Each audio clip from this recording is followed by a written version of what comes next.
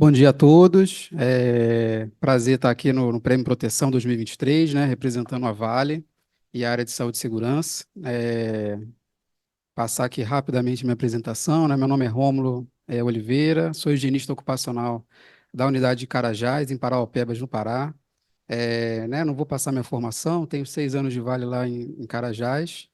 Né, os coautores desse trabalho aí, também deixar registrado o Marcos Rogério, né, o Paolo e o Salustiano Guitarra.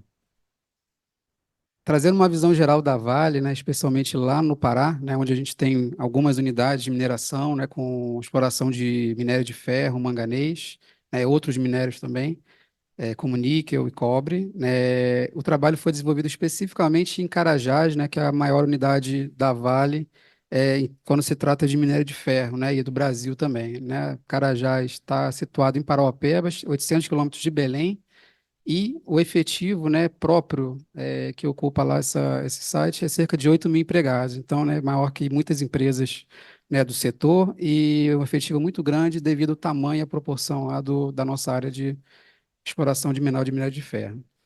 O case, né, a gente classificou numa categoria de higiene ocupacional por a gente explorar aí projetos de redução, né, voltados para riscos de ruído, né? Lá nessa unidade, 95%, das exposições acima do limite de exposição da Vale é relacionada a ruído. Existe também lá fumos metálicos de manganês e sílica, né, mas o nosso principal problema lá é a exposição ocupacional ao ruído para os empregados do setor de mineração. Aqui é um pequeno gráfico, né, da evolução dos últimos anos. Né. A gente vai perceber que final de 22, né, esse trabalho que a gente está apresentando contribuir para essa redução de expostos. Contextualizando aí o cenário, né, de onde foi realizado esse trabalho, foi numa oficina de manutenção de equipamentos, né, que é localizado lá no bloco N5.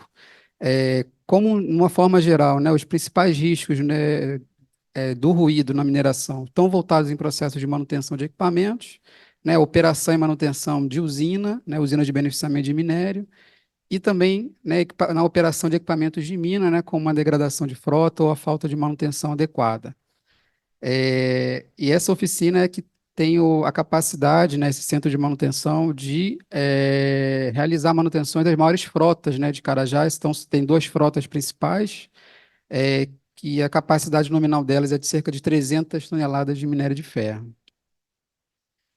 O cenário anterior, né, a gente fez um estudo com relação, né, às principais fontes geradoras, né. Então a gente mapeou ali alguns processos, né, e equipamentos, como goivagem, que é a utilização de eletrodo de grafite, o uso recorrente do macaco hidropneumático para fazer o içamento lá daqueles equipamentos de grande porte, ferramentas, né, com utilização de ar comprimido, né, o próprio teste do motor de caminhão numa entrada e numa saída, né, da oficina, utilização de bomba para drenagem do óleo hidráulico, né, e sirente de ponte rolante para movimentação de carga, né, foram as principais fontes mapeadas dentro desse local, desse ambiente.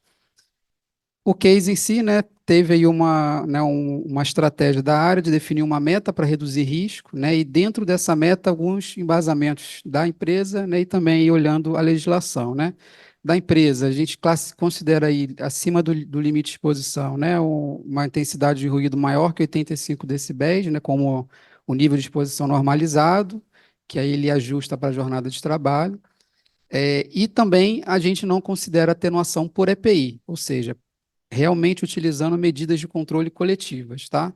Toda essa área já utilizava EPI, mas o nosso desafio principal ali era reduzir com outras medidas de controle. E o embasamento legal pela NR1, né, é dentro do item 1.5. Para o case, né, foram utilizadas metodologia Lean, né, com, né, um PDCA sendo utilizado, matriz de priorização, né, ferramentas ali de gestão de qualidade, né, que muito disseminadas dentro da empresa. E para a engenharia ocupacional, como eu trouxe ali, né, avaliação de baseline de amostras, considerando desvio padrão, né, tratamento estatístico com base na AIA, né, e esse ajuste ali do nível de exposição normalizado para uma jornada de trabalho de 11 horas, que é a realidade operacional da unidade. O case em si, né, o que foi constatado, né? Realmente um barulho excessivo, né? Esse trecho aí é exatamente da constatação de campo, né? O que foi identificado?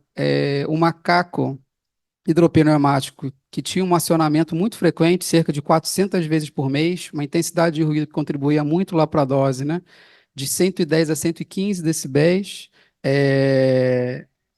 e principalmente ali a atenuação ineficaz do silenciador de fábrica do macaco, né? Aqui na imagem dá para a gente verificar que é um silenciador bem, né, pequenininho, ele não comportava ali a pressão do ar utilizada para aquele equipamento. O que que foi implantado, né, para tratar esse cenário como um todo, né? A gente vai ver mais à frente ali o público que foi contemplado.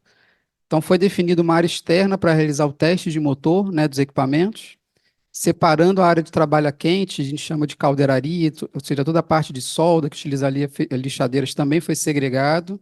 Foram feitas adaptações nesse macaco hidropneumático, que foi a principal fonte identificada, né? Depois a padronização e o ajuste do procedimento operacional, tudo com base nessas ações implementadas. Do macaco especificamente, foi implementado um silenciador com uma atenuação maior, né? A gente conseguiu oferir cerca de 20 a 25 decibéis de redução, e o alongamento da mangueira para distanciar a fonte, né, do empregado que aciona o macaco. Aqui nessa imagem, né, toda a segregação de processos feita na oficina, né, a área que tem maior influência é aquela área em vermelho, né, que são a área dos boxes.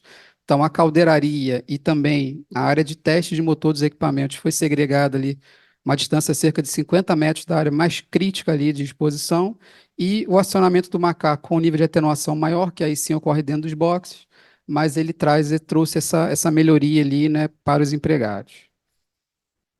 Aqui um pouquinho dos resultados quantitativos do antes e o depois, né? Antes, então, a gente avaliou o público de supervisores de manutenção e mecânicos, né, que eram os mais expostos, um público ali total de 67 posições, né? Após todo esse conjunto de melhorias, a gente conseguiu uma redução aí, né, fazendo essas análises estatísticas, né? Ambos os grupos a gente conseguiu reduzir abaixo do limite de exposição.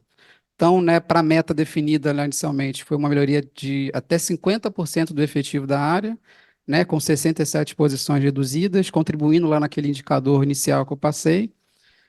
E o custo total, é o que eu trago aqui principalmente, né, foi praticamente todo absorvido dentro do processo de manutenção. Foi um custo muito irrisório para a área, e a gente tratou aí basicamente todas as fontes prioritárias para a exposição nesse cenário. Só voltar aqui, né, como conclusões e comentários finais, né, eu acho que esse trabalho tem um ponto aí, né, que é exatamente ver possibilidades, né, dentro do ambiente de mineração, com várias fontes de ruído, a gente buscar alternativas aí que não tenham um custo tão alto, né, mas voltadas para a proteção coletiva, né, e conseguir fomentar aí dentro, né, do ecossistema aí de saúde e segurança, a gente buscar proteções coletivas também, né, para a área de higiene ocupacional. A gente tem algumas soluções aí para a segurança do trabalho, mas também é possível para a área de higiene ocupacional. É isso. Obrigado aí pela atenção.